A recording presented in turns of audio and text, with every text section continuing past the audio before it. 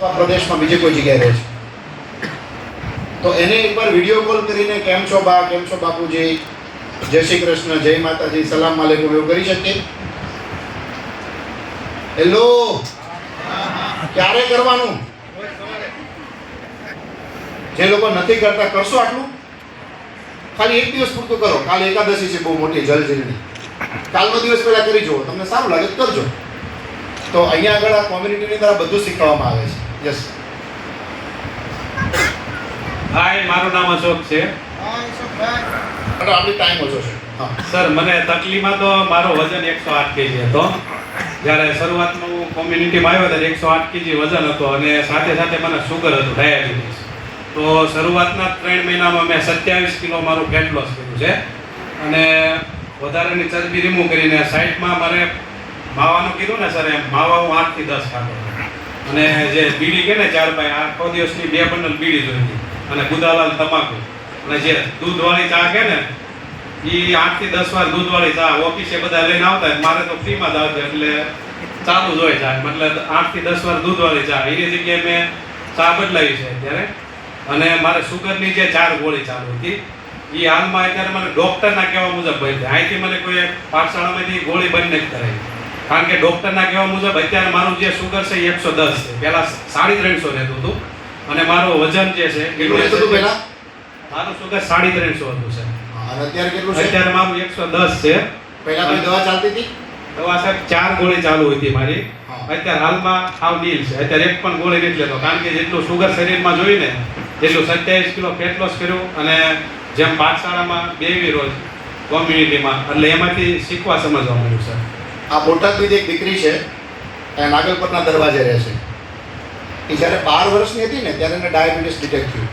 આજે એની ઉંમર 27 વર્ષની છે અને ડાયાબિટીસ વધારે લાંબો સમય રહેવાના કારણે આજે એને કલર નથી દેખાતા.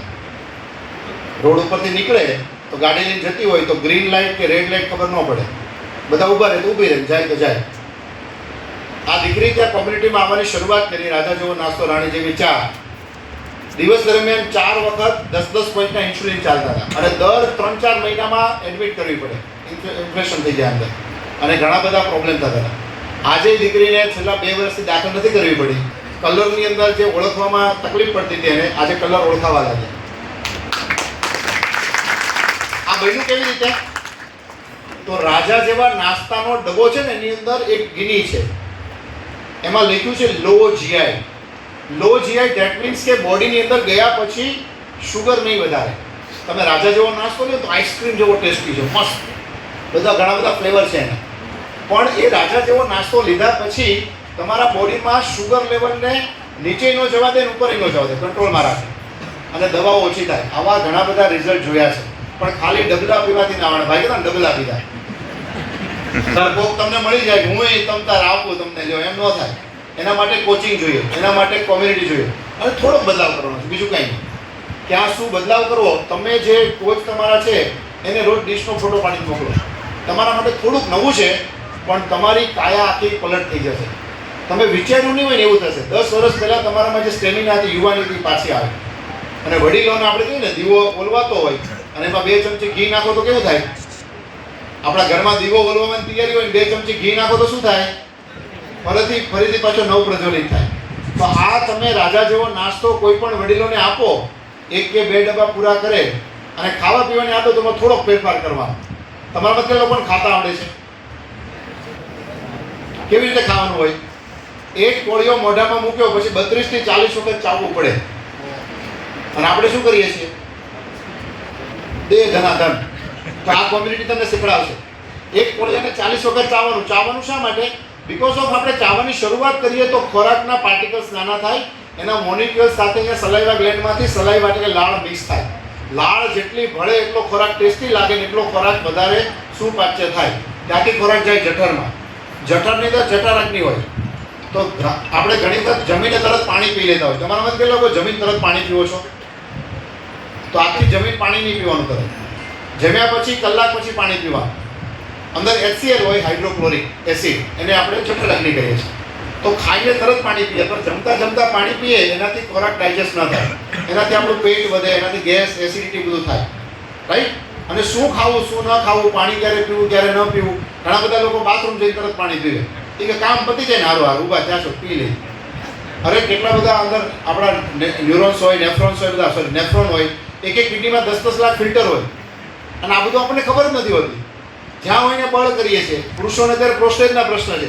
અમારે પ્રોસ્ટેટનો અમે ટોપિક લીધો હતો ડૉક્ટર સાહેબે, તો એ સમજાવ્યું કે આપણે ઊભા ઊભા પેશાબ કરીએ ને બહુ બળ કરીએ તો એના કારણે પ્રશ્ન થાય. ઘણા બધા લોકો સંડાસમાં બળ કરે, બેસીને કરે શાંતિ નિકેતનમાં.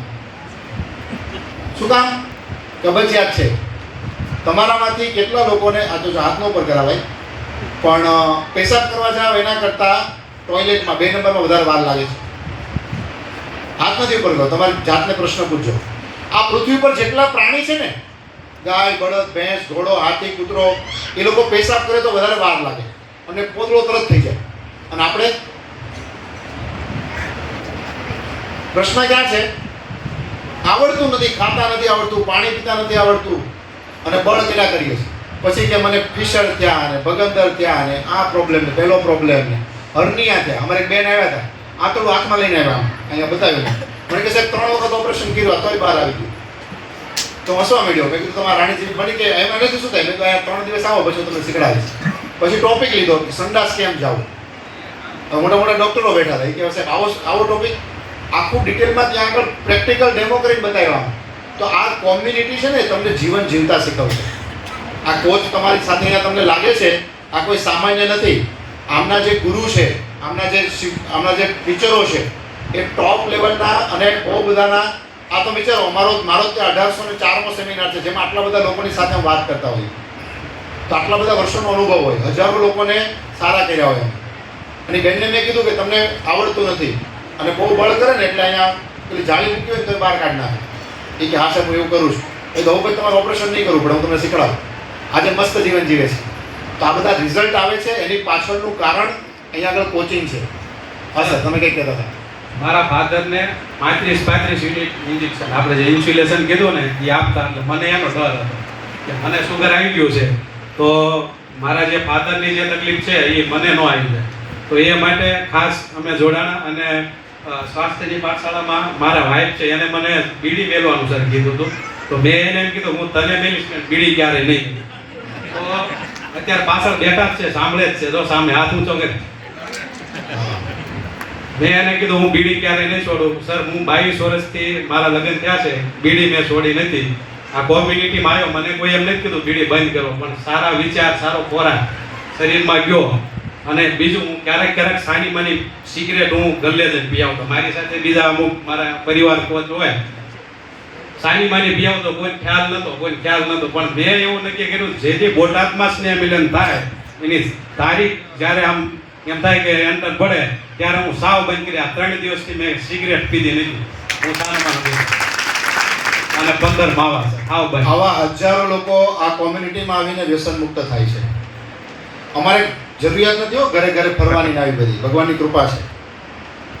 મારે જ્યારે નીકળવાનું હોય ને, મારું 19 કન્ટ્રીમાં 1 લાખથી વધારે ફેમિલી જોડાયેલા છે, બુદ્ધિશાળી છે. જે લોકો અત્યારે રાણી જેવી ચા અને રાજા જેવો નાસ્તો લે. 13 વર્ષથી આ ફિલ્ડમાં છું. મારી સાથે 200થી વધારે ડૉક્ટરો કામ કરે છે. પણ અહીંયા આગળ આવું ને, આવા 5 લોકો મને મળી જાય કે જે લોકો આવા કમિટમેન્ટ આપે છે જીવનના, તો મને એમ થાય ચાલો જઈએ. કારણ કે આ સંસ્થામાં જ્યારે અમે લોકો આવ્યા અને ત્યારે અમે ગામડે વ્યસન છોડાવવા જતા હતા. અમે જોયા છે એ પરિવારને કે એમની હાલત શું હોય જ્યારે એક જણો કમાનારો હોય અને એમના ઘરની અંદર આવા તકલીફ થાય અને એને બચાવવા માટે ઘર આખું ખાલી થઈ જાય. બાળકોને ભણવા માટે સારી સ્કૂલ ન હોય, ઘરે પહેરવા માટે સારો હાડલો ન હોય ઘરે, અને બધું આખું ઘર ખાલી થાય છતાં માણસ જીવે નહીં. આવા પરિવાર અમે જોયા છે અમારી આંખે. તો આપણને એમ થાય કે આપણા દ્વારા કંઈક સારું કાર્ય થઈ રહ્યું છે. તો જોરદાર ક્લેપ કરીએ આપણે એમના માટે. અને હવે તમને લાગે છે કે આ માણસ વ્યસન કરશે? આટલા 600 લોકોની વચ્ચે બોલ્યા છે અને છાનામાના કરી આવતા તે પણ કીધું. પણ એમણે વિજયભાઈ ધર્મવલ્લભ સ્વામીએ બોલાવી. દીકરી છે બાજુ છે, ખાસ તો એનો સપોર્ટ છે મને છોડાવવામાં સર.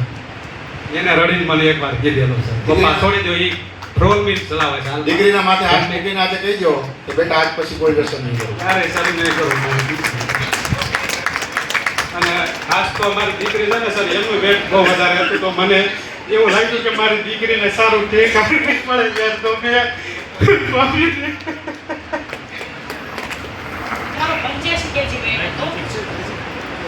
85 kg વેઇટ હતું અને સાથે સાથે મને ઘણા બધા પ્રોબ્લેમ થઈ ગયા હતા કે વજન વધવાના કારણે મને પગનો દુખાવો, શરીરમાં થાક અનુભવાય, આવું બધું થતું હતું. કેમ કે મારી જે ખાવા પીવાની હેબિટ હતી કે બહારનું ફૂડ ખાવાનું અને બહારનો જો ખોરાક લેતી હતી, મારી પણ એક ખરાબ આદત હતી. અને કોલ્ડ ડ્રિંક્સ, કેમ કે એ આપણે એક પ્રકારનું વ્યસન જ કહેવાય, આપણા શરીરને નુકસાન કરે છે. પછી મારા પપ્પાએ જ્યારે 10 કિલો વજન ઘટાડ્યું ને ત્યારે મને ખબર પડી કે આપણા શરીરને કેટલું નુકસાન કરે છે. તો મને પણ એવું થયું કે અમને આમાં બધામાં બદલાવ કર્યો, એમનું જે હાકીને એવું ખાતા હતા એમાં અમને બદલાવ કર્યો. એટલે મને એમ થયું કે આવું વ્યસન આપણા ઘરમાંથી વ્યસન મુક્તિ થાય. મને કોઈ પણ વ્યસન કરે નહીં, પહેલાં નહોતું ગમતું. અને જે સિગરેટ ને બીડી, એની મને હું જમવા બેઠી હોય ને વાસ આવે ને એટલે હું ઊભી થઈ જતી હતી. બધાને ખબર હતી. હું જ્યારે જમવા બેસું ને ત્યારે કોઈ આમ દૂર રહે, મારા પપ્પાને હતું, દાદાને હતું, એટલે બધા વયા જાય. પછી મને એમ થયું કે આમાંથી થોડોક બદલાવ આવ્યો ને તો પરિવારમાં બદલાવ આવશે. એટલે હું પણ આવી મેં અત્યારે 18 kg ફેટ લોસ કર્યું છે. સાથે સાથે જે મને શરીરમાં દુખાવા છે, કેમ કે મારું વજન અને વજન વધવાના કારણે મને દુખાવા થતા હતા. અને બીજું છે કે રિઝલ્ટ દુખતા, કેમ કે વજન વધવાના કારણે, તો એમાં પણ મને અત્યારે જોરદાર રિઝલ્ટ મળ્યું છે. થેન્ક યુ કશા પાઠશાળાને, રાજા જેવો નાસ્તો, રાણી જેવી ચા અને મારા કોચને. એમને અમારા આખું એક વ્યક્તિનું નહીં પણ આખા પરિવારનું જીવન દીધું છે. Thank you. શરીર સારું